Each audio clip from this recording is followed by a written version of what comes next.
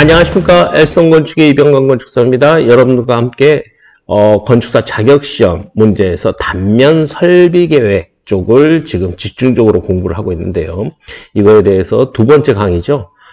여러분들께서 어떻게 준비하셔야 되는지에 대해서 한번 고민을 해보는 시간을 갖도록 하겠습니다. 두 번째 표 1 한번 볼까요? 설계 기준. 자, 슬라브는 150 설정되어 있네요. 기둥은 400에 400각이고요. 보가 400에 500. 그러면 슬라브가 150이고요. 그 다음에 보가 400에 500. 이렇게 되어 있네요. 그 다음에 온통기초는 400, 500, 500으로 되어 있죠. 온통기초 500 두께로 되어 있고요. 그 다음에 지하층 벽 300, 지상층 벽 200. 300, 200. 그 다음에 기둥은 400에 400각. 한번 그려봤어요. 여러분 말씀드렸지만 한번 그려본다는 훈련, 이거 나쁘지 않다. 최소한 요 그림을 요렇게 그려놨기 때문에, 이 표를 이렇게 그려놨기 때문에 이 표를 자세히 안 봐도 내가 이것만 보고도 바로바로 기둥은 400에 400이구나, 슬라브는 150이구나, 지하층은 300이고 그 다음에 지상층은 월이 200이구나. 바로 눈으로 딱 볼 수 있죠. 확인해 보시고요. 그 다음에 내부 바닥 나오네요. 내부 바닥은 지하 1층 다목적 홀이 500이라고 나와 있고요. 마감이죠, 마감. 그 다음에 지상 1층 로비하고 북카페가 100 잡혀 있고요. 지상 2층 교육실이 50 잡혀 있어요. 도면에 바로 표시해야 되죠. 그래서 이런 식으로 표시해 놓으면 여러분들이 좀 공부할 때, 그 다음에 바로바로 봤을 때 좀 편하더라. 그래서 표시되어 있는 것들 보면 다목적 홀, 지하층 다목적 홀, 여기에 이런 식으로 표시해 놓으면 좋더라. 이렇게 표시해 놓으면 눈에 바로 보이더라. 좋은 팁 같아서 여러분들한테 한번 말씀드렸고요. 다시 앞으로 가볼까요? 외부 바닥은 발코니는 이제 100. 요것도 도면에 표시해야죠. 다 도면에 표시를 하는 거예요. 5개 공간은, 일단은, 400 잡혀 있고요. 그 다음에 5개 데크는 450 두껍네요. 그러면 5개 데크는 마감이 450 정도 되고, 5개 공간은 마감이 400 정도 되고, 발코니는 마감이 100 정도 되는데, 전체적으로 마감선은 똑같고요. 그 다음에 두께만 이렇게 달라진다 보시면 되겠네요. 그죠? 그 다음에 이제 외벽은 300. 그 다음에 교육실은 경사지붕인데 300. 외벽 및 지붕 말하는 거예요. 그 다음에 북카페 오픈 부분 350. 요거는 이제 외벽은 300이라면 기본적으로 205월에 300 정도 마감이 들어가 있다. 이렇게 보시면 될 것 같아요. 마감이 그 정도 들어가 있다. 이렇게 보시면 되겠다. 마감 치수는 구조체 윗면에서부터 마감면까지 두께다. 그러면 여기서부터 여기까지 두께다라고 보시면 되겠네요. 그렇죠? 그 다음에 요거는 얼마다고요? 200이고. 그렇게 보시면 되겠어요. 그래서 그런 식으로 보시면 충분히 내용들을 좀 파악할 수 있지 않느냐. 자, 실내외 마감재 및 방수재 해서 F1, F2, F3 뭐 이런 식으로 나왔어요. 요렇게 나왔을 때 이 마감재의 적정성, 그 다음에 그거를 써야 되는 위치, 이것들을 다 해서 여기서 선정해라는 게 아니라 이 문제는 여기 있는 걸 다 써라 라는 것 같아요. 그래서 저는 가급적이면 다 써버렸어요. 여러분도 이제 경우의 수를 판단해서 다 쓰는 게 합리적인지, 아니면 선별해서 쓰는 게 합리적인지 그건 판단하시겠지만, 제가 수험생이라면, 시험장에 간 수험생이라면, 저라면 그냥 다 썼다. 그래서 화강석하고 PVC 타일이 있는데요. 이제 PVC 타일은 아무래도 이제 실내 쪽, 그 다음에 이제 화강석은 로비라든가 1층, 이거를 이제 쓰면 되겠고요. 티크 22짜리 단풍나무 플로어링 같은 경우는 아무래도 다목적 홀, 왜? 공연과 전시, 뭐 이런 내용들이 있으니까요. 그래서, 앞쪽에서 이제 제일 먼저 나왔던 게 뭡니까? 다목적 홀, 요게 나왔죠. 공연 집회. 그래서 공연 집회, 요 내용들이 아무래도 요거하고 연동되지 않느냐, 이렇게 보여지고요. 그 다음에 이제 벽에 4인치 블록 이중벽이죠. 그 다음에 6인치 블록. 높은 데는 6인치 쓰고요. 낮은 데는 4인치 썼으면 될 것 같아요. 제 생각인데, 일반적으로 6인치를 쓰는 경우와 4인치를 쓰는 경우 차이를 두는 이유는 높이의 차이거든요. 그 다음에 W4 같은 경우는 이제 티크니스 12.5의 석고보드 위 도장이고요.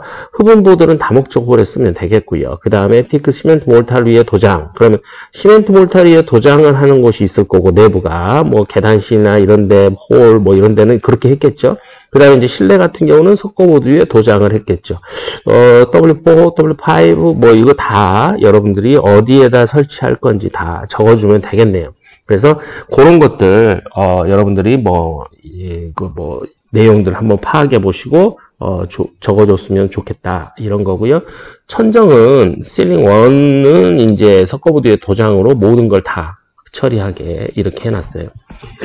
이 표시한 거는요, 도면에 적용했는지 안 했는지 하나씩 체크한 거예요. 그래서 지정했다. 요것들은 준수해라. 지정 마감재 요것들을 준수하라는 여러분들의 이 문제 의도로 보여져요. 방부목은 오게데크에 쓰고요. 발코니에 화강석스라고 되어 있고요. 교육실 외벽은 금속 마감재 되어 있고요.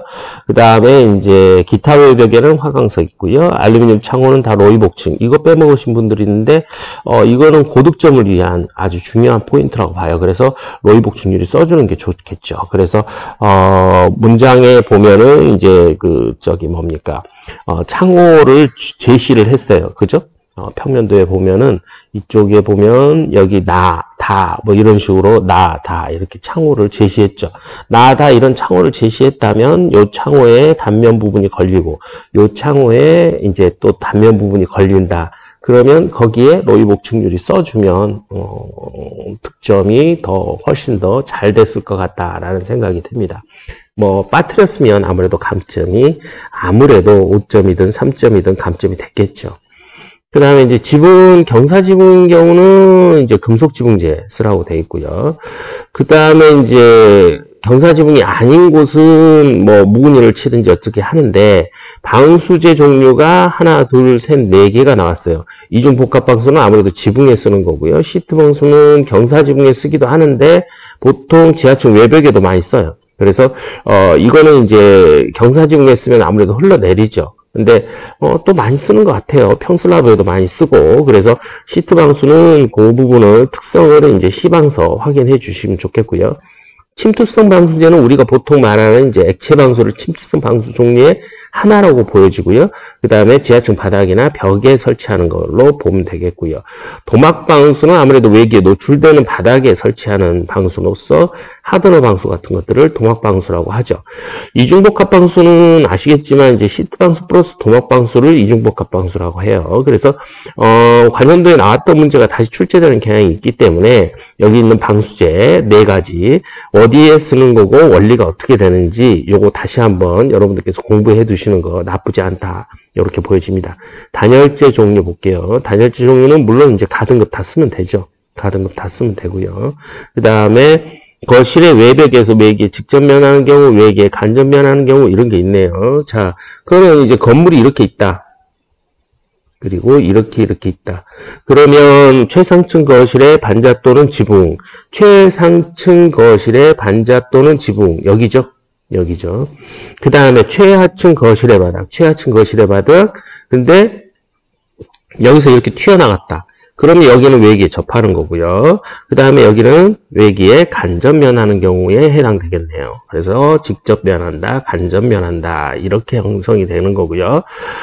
거실의 외벽에서 외기에 직접 면하는 경우는 여기가 이제 직접 면하는 거죠. 근데 예를 들어서 외기에 간접 면하는 경우는 이거 같은 경우는 간접 면한다고 볼 수 있겠죠. 그래서 이런 것들 직접과 간접의 차이 여러분들께서 비교하면서 치수를 정확하게 명기에서 써주는 훈련 필요하다.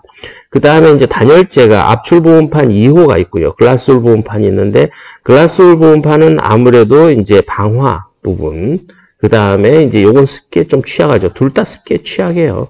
습기는 좀 안 됐죠. 그죠? 근데 그나마 압출법 보온판 2호가 찾기에 좀 그나마 나은 편이죠. 두 개를 비교하라면. 그라솔 보온판은 뭐 젖으면 뭐 이거는 축축해져 버리고 마르지도 않으니까. 그래서 방화에 관련된 건 그라솔 보온판을 좀 써주시고요. 그 다음에 압출 보온판은 아무래도 뭐 지하층, 바닥, 뭐 습기가 있더라도 가능한 곳이다. 그래서 지면 또는 지중 이런 데에 압출법 보온판 써주시면 될 것 같네요. 그래서 문제 조건을 보면 주요 단면 능력을 평가해요. 이 문제는. 근데 적정마감체 선택 능력도 같이 평가하는 문제였다라고 보시면 되겠고요. 부분 상세도면 요거 디테일 확실하게 알고 넘어가셔야 여러분들께서 공부에 도움이 되실 거다. 이거 다시 한번 강조드립니다. 이상으로 2025년 1회차 건축사 자격시험 두 번째 강의죠. 그래서 이제 법례, 보기 뭐 이런 것들 표 요것들이 어떻게 나와 있는지 한번 쭉 훑어봤어요. 그래서 이런 것들에 대한 내용들을 한번 좀 짚어가면서 설명했고요. 다음 시간에는요. 수험생들이 많이 놓치신 부분이에요. 기타 재료라든가 도면 표시, 그 다음에 우리가 이제 평면 가지고 이제 해석에 대한 부분들 그런 것들 좀 말씀 나누면서 그 다음에 이제 단면 들어가면서 조금씩 한번 문제화 시켜주는 훈련 진행하도록 하겠습니다. 세 번째 강의에서 뵙겠습니다. 감사합니다.